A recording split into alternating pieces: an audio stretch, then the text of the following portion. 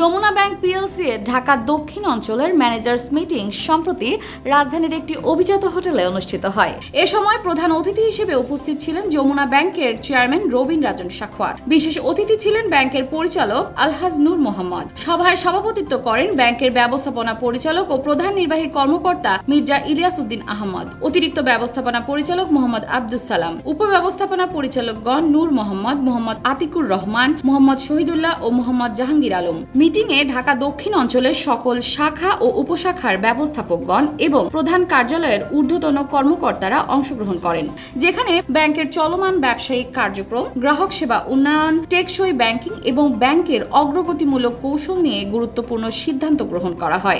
I just think that in the market, Yamuna Bank has got a very good reputation. We have been a very stable bank. We've paying stable dividend for many years now. All our financial indicators are strong, and we have a responsibilities to our shareholders, to our depositors, and we take that responsibility very serious. And I think we have gained the trust of the people, and I want to say thank you very much. Highest dividend দিয়েছি আমরা এবছর, যেগুলো অনেক bank পারে না। 26% দিয়েছি। সর্বোচ্চ cash dividend যেটা বাংলাদেশ ব্যাংক অ্যালাউ করে 17.5%, সেটা আমরা দিয়েছি। আমাদের ব্যাংক ইন অল রেসপেক্ট আমরা গুড শেপে আছি। যমুনা ব্যাংক এখন বৃহৎ পরিকল্পনা নিয়েছে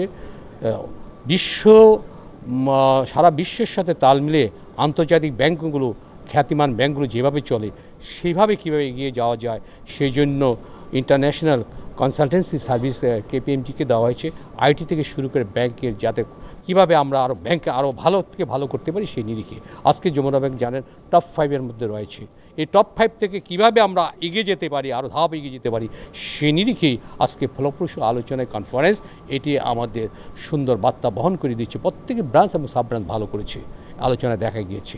যমুনা ব্যাংকের সবচেয়ে বড় আমাদের যে চ্যালেঞ্জ এবং আমরা যে ডিজিটালাইজেশনে যে আমরা ক্রমবর্ধমান যেভাবে এগিয়ে যাচ্ছে এবং সেই স্টেপটা আমরা এখানে নিচ্ছি, এখান থেকে যেন আমরা সামনের দিকে আরও যেতে পারি, কারণ ইন্টারন্যাশনাল বেস্ট প্র্যাকটিসেসগুলো আমরা যাতে কোপ আপ করতে পারি এই চিন্তাভাবনা করে আমাদের এই মূল প্রতিপাদ্য বিষয় ছিল এই বিজনেস কনফারেন্সের এটা।